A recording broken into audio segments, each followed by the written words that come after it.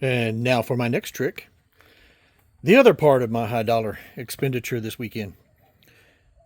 The Dewalt DWE7491RS. 10-inch job site table saw with portable stand. Right now at Lowe's, $5.99. Regularly, $6.49. So yeah, I bought that.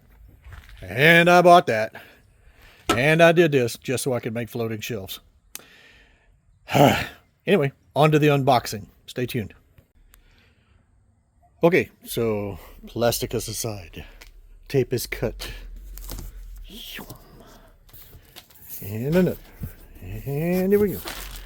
And here we go. And oh boy. It's going to be a lot of fun. Okay, on to it. Now remember, take this box out first because it was right here.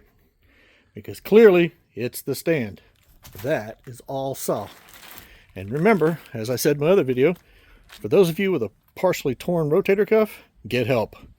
You pick up something that heavy, past 90 degrees on your shoulder, it's going to tell you about it. And there we are. And get ready because we're going to go from this to, and boom, we end up with this. Ta-da! All those little pieces of pipes and plates and wheels and screws and bolts and nuts and stuff. There's your stand, ladies and gentlemen. And now, for the piece de resistance, this saw. Be right back.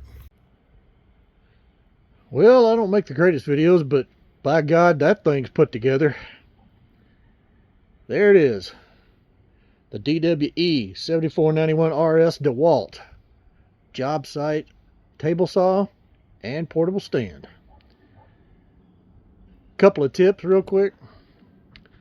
When they say that label and that label need to be on the same side, they are not even joking.